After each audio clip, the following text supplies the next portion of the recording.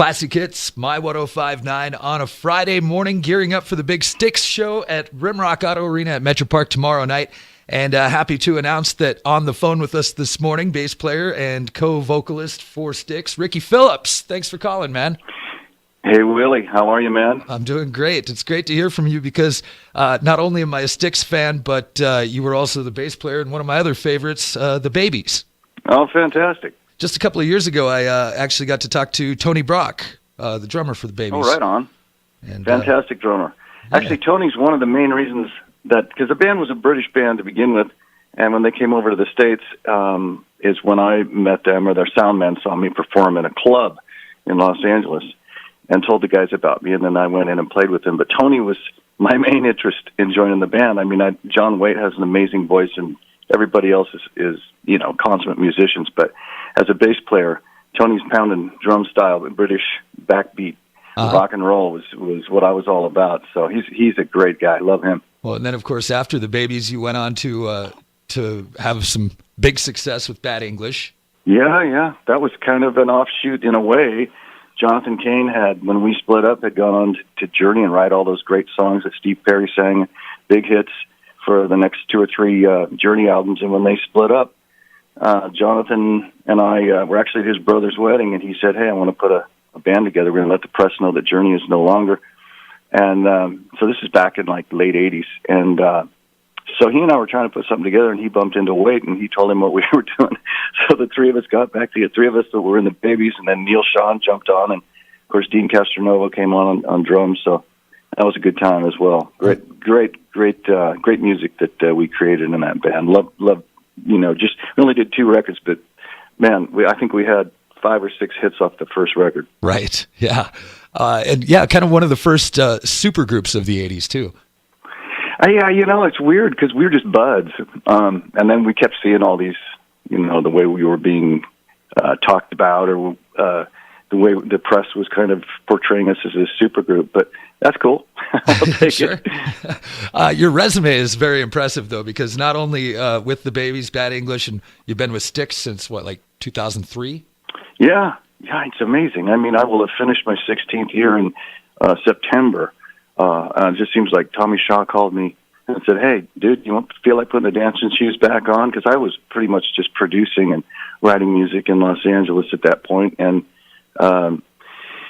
music had changed quite a bit. The 80s kind of came and went, and nowadays rock and roll is kind of an afterthought. I mean, classic rock has its own stations, thank God, for stations like yourself who give us a place to display our wares. But I didn't know what to do, so I always was a songwriter, and I'd been asked to do it, and I wrote some stuff for the Terminator, or the very first Terminator movie. I had some music in that, and that kind of led to people realizing that I could do that.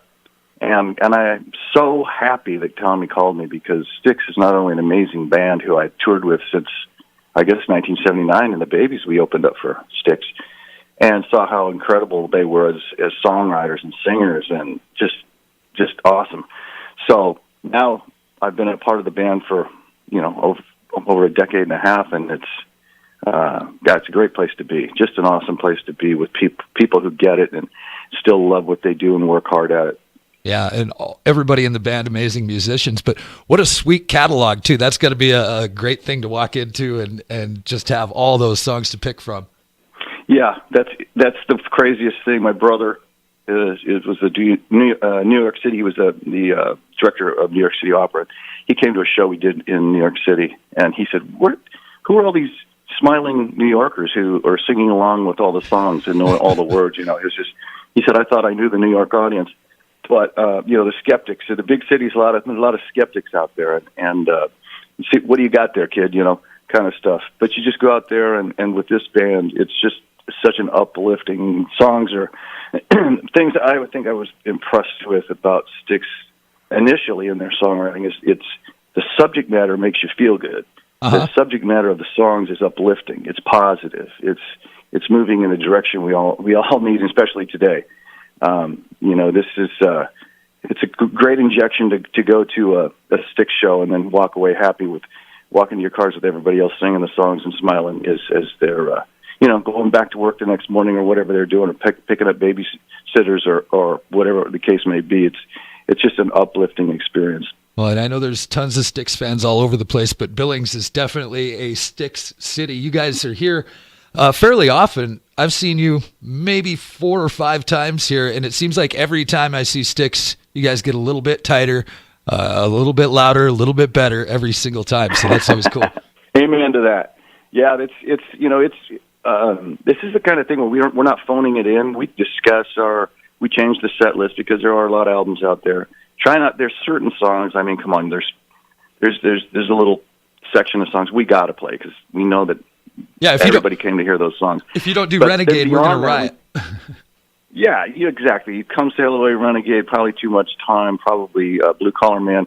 Certain songs, people, they pay their hard-earned cash to come and hear their songs, not just some obscure song. But then there are those people who do have all the records, who do love some of the deep cuts, and that, maybe Sweet Madam Blue or something like that will sneak into a set.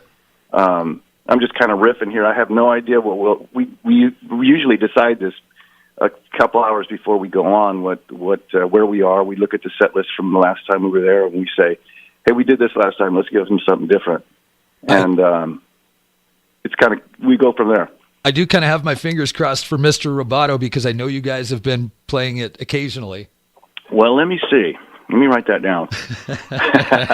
We'll see what we can do. I don't think you'll be disappointed. This is the band has kind of opened up, the scope of the history of the band and how important that is over any trivialities or anything that may go on between, Sure.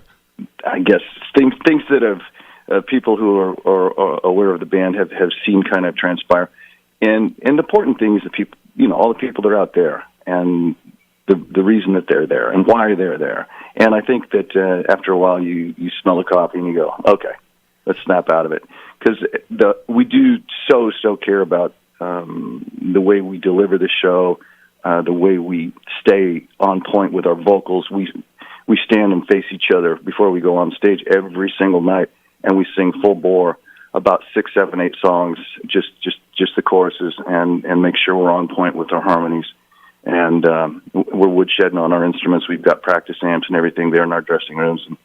And we take it very seriously. We go out there. Tiger Woods doesn't go to the golf course and jump out of his car and run to the first tee. He's already been there for 2 hours, right? Slowly getting into his groove and hitting balls and seeing what he's got for the day. And we take it the same way. With that huge catalog, what is your favorite Styx song to do live?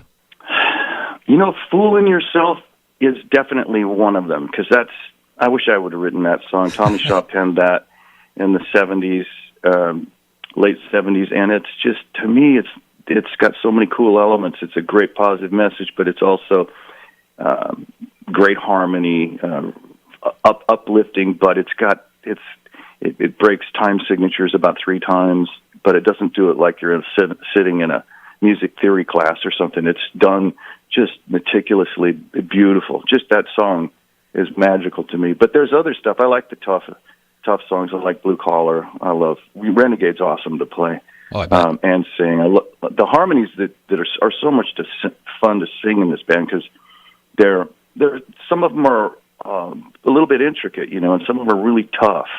And so the challenge for us to all hear each other and blend every single night and sing that stuff, so that people don't leave going, man, they used to sing that great. We want to make sure we say, wow, I think that's better than the record. That's what we want to hear. So. Right.